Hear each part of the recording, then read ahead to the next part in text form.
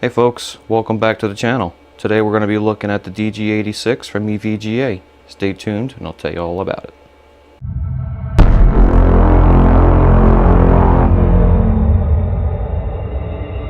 Okay, I am trying out a new format. I'm calling this the point of view review, where you're going to be taking on a review of this case from the point of the camera, or my point of view. Let's start this off with who this case is for. This case is for people who like big cases and have enough room to showcase it. Normally, when you build a case, you're looking at it from the side here, it goes in on your desk or whatever. This case is designed to be looked at just how it is. Put it up against the wall like that so you can see everything. Dimension-wise, length from this side to this side, because remember you're looking at it from this way. Length is 686 millimeters, width is 270 millimeters, and the height, top to bottom, 642 millimeters. So it is big. It supports up to 9 expansion slots, total of 8 fans, 3 on the top, 3 on the right, and 2 on the left. It includes 1 on the top, 2 on the right, and 2 on the left. This particular one, the 86, features an internal software-based fan controller. The upgraded version, the 87, which includes hardware buttons on the bottom here. Construction, the chassis itself is all made out of steel, so it's very rigid. And the outside, all of this, the rest of this stuff, like these doors, the outside is plastic, but on the inside, you have very nice steel, powder-coated black steel. So the case itself is very rigid. For I/O, on this front mirrored panel, from left to right, you have a single USB Type-C connection, a front HDMI, headphone, microphone, 2 USB 3, a reset button, K-boost button, and a power button. More on that K-boost in a few minutes. Coming up here to the top, you have a reset, 2 USB 2, another K-boost button, and a power button. So what pressing the K-boost button does is it puts your CPU into high performance mode. If you have an NVIDIA graphics card, it locks them into their boost clock, and it ramps up your fans to 100%. If you have a non-NVIDIA graphics card, it won't do anything to the graphics card. It'll just put your CPU into high performance mode and ramp your fans up. Pressing it again, put everything back to stock, and your fan's down to 50%. Speaking of the fans, on the side panel here, you push in, you have those little push locks. Pull this out, and this comes off. And it has a removable dust filter. Sorry, one-handed is kind of tough. It does have a removable fan filter, so you can easily clean it. And then in the front here, we have slots for 1, 2, and 3 140 or 120 millimeter fans. It comes stock with 2 140 millimeter fans. Coming around to the left side, it's got this nice little latch. Open this up. Then once this is open, you see there's 2 more 140 millimeter fans. And also you have your HDMI pass-through that goes around to the front panel. That's for the VR guys, so you can plug in your VR headsets right there. And you don't have to screw around with getting into here to plug in your graphics cards, because this is where your I/O sits. This is where your motherboard I/O is. This is where all of your expansion slots are. It also has this little slot here for more cable pass-through or ventilation. It also has this thing that slides over like this, so you can close it off or open it a little bit for more or less ventilation. Because you can see how these 2 graphics cards are separated by this. So once it's closed, they are their own entities. This one here, either pull it for exhaust or push it for intake. And then the other one is down here for this one. On here, you have this removable plate, 4 screws, so you can screw this onto your power supply, slide your power supply in, and then mount it right back in. And then there's a sticker on here, not a handle.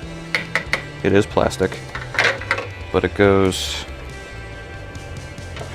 like that, and then locks in with the little push locks. So that's the side panel. Now let's talk a little bit more about this front panel. As you can see, my messy apartment. This is mirrored, it is plastic. And then we have your I/O, which we went over. Over here we're labeled intake fan, exhaust fan, and temperature. What that temperature is, on the inside of this case, there's a thermal probe, and right here is a display, and that's going to display your case's internal temperature. I'm going to leave that alone, and what I think I'm going to do is over on this side, I'm going to put a hole here, put a screen here, so that way I can have all my temperatures displayed right here, since this is going up against the wall, and this is how I'll be viewing it. Coming up to the top, we have a lot of ventilation all the way down and around the sides with this line design. And then the top piece does pop off so you can access your fans and the filter. We'll get more on that in just a moment. Let's go ahead and look at on the inside. Has this easy release. The door pops open. The window is acrylic. You can see it's very flexible. I'm not too upset about that because this is a sub $200 case, and for a case this size with this many features, I'm okay with the acrylic. I was planning on removing it and putting in a piece of tempered glass. However, just a note to anybody that would like to, the locking mechanism for the door itself, like that, is part of the window. As well as over here, you can see the hinges.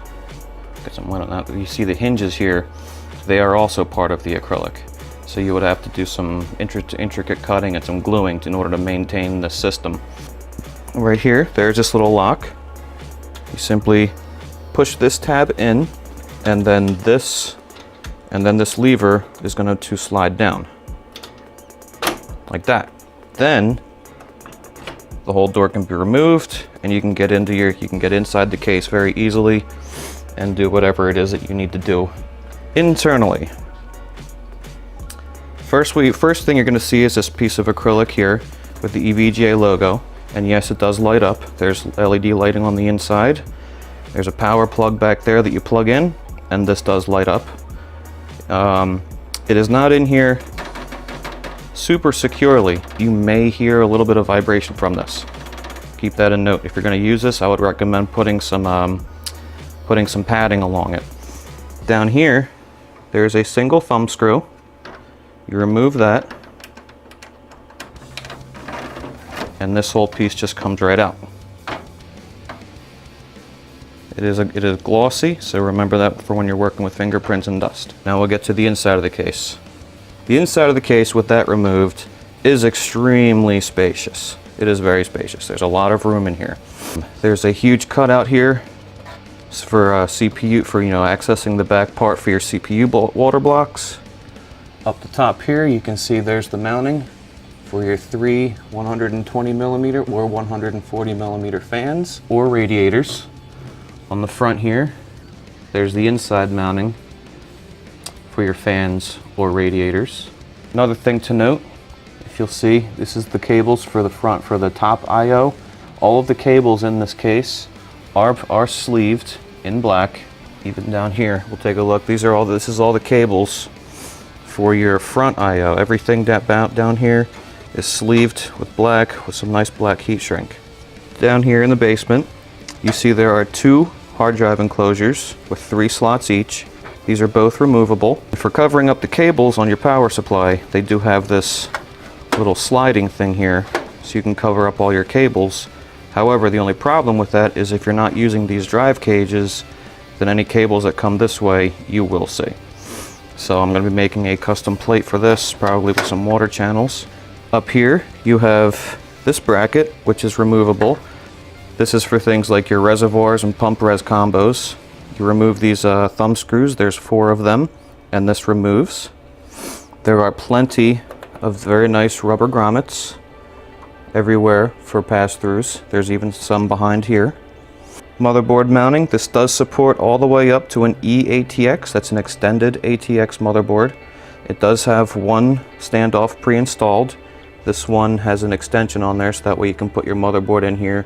This pin will go through the hole, and you won't have such a hard time maneuvering your motherboard to get these holes to line up while you're putting your screws in. So that'll cover for the front, sides, and inside. Let's turn this thing around and show you the back. Here's a view from the rear. It is just one solid panel. More on the construction. All back here is steel, and it has this coating on it that it looks nice, can kind of hold your fingerprints. A little bit of Windex and a microfiber towel, it's easily manageable.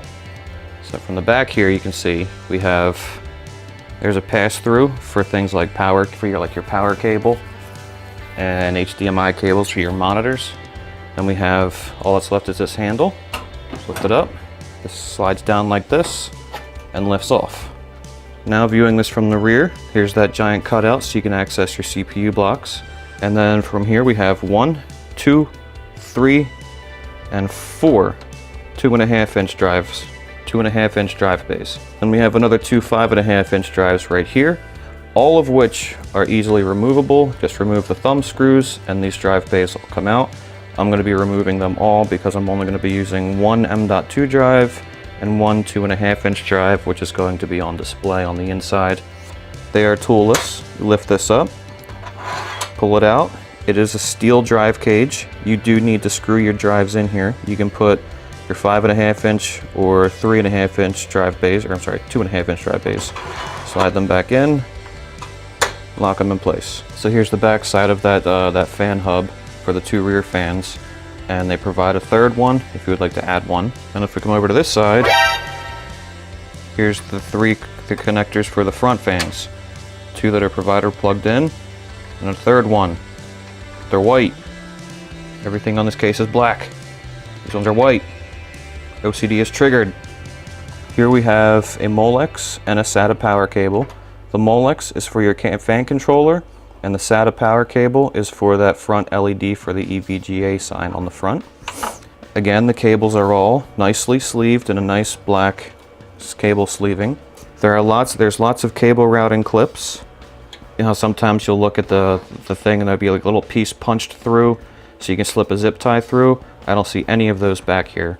But that's okay though, because it keeps the inside clean. One of the best things that you can do to clean up the inside of your case is to get a piece of acrylic, paint it, and cover up your motherboard tray, and only cut the holes that you need for the cables that you need. So that way everything gets covered up. You don't see any of the extras that the case manufacturer has provided. That's just one little tip. So coming in the near future, this case is going to be featured in a build. I'm going to be doing full custom loops, custom painting, custom acrylic pieces, custom reservoirs. I'm going to be doing some water channels out of acrylic. We're going with a biotech theme, kind of like a Resident Evil style, like when you get down into the basement and everything's got all them little chambers with the bodies in it. So stay tuned for that. If you like this new point of view review style, make sure you give me a thumbs up and hit that subscribe button so you can see future reviews plus the full build log of this case. Until then, Dan out.